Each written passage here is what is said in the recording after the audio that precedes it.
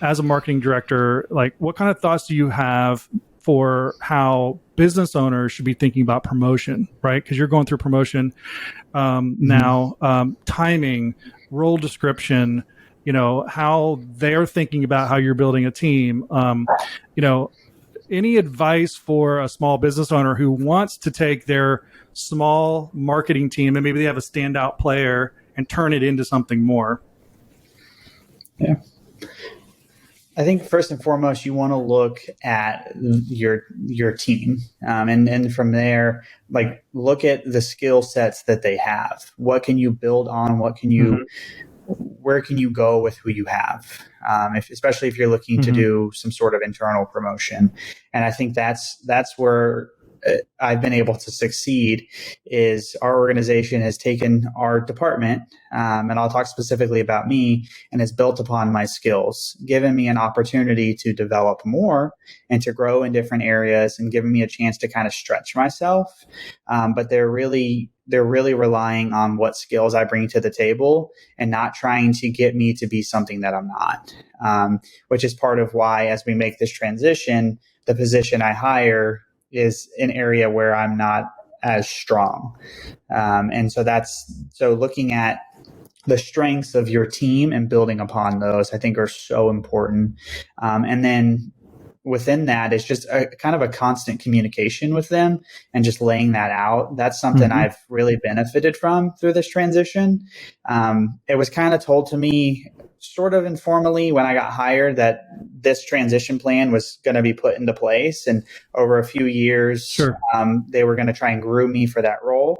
But I stepped in and just did my job. But it was a constant communication of like, okay, Robert, here, this is what we're going to be looking at. Here's the timeline. And it's just been over and over communicated to me, which really helped me understand, okay, this is where I am now, but I need to be doing X, Y, Z to prepare for what's coming. And then I've asked questions through that communication. Okay, you tell me this is what we're doing. What do I need to do to be prepared for that? So I think that communication has been I like so it a lot. important. Yeah. And, and kudos to your leadership too, because in order for them to be able to properly guide you, they have to be, they first of all have to have a vision for where they're going and have to be executing against that vision so that they can come to you and say, hey, well, here's where we're going. And here are the strong suits that we see that you have now and how we want to build you up, build our team up and build you within the team.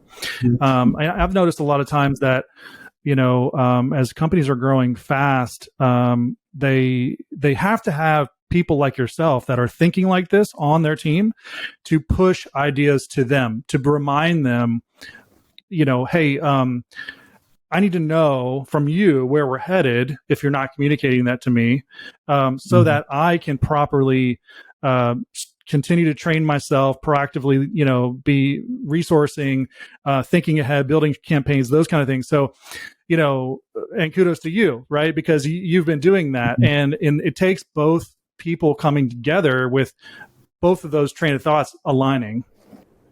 Yeah, absolutely. And I mean, I've been fortunate to have that. I developed over the course of 3+ years now such a really strong relationship with our leadership team. And I think some of that comes from trust and also displaying a level of like dependability. They know that when a project comes to me, I'm able to get it done. Or if I have questions about it, or if I'm not sure that I am the only one who can do it, I'm not afraid to come to them or go to others and ask questions. But that level of trust, it has really allowed us to take this step.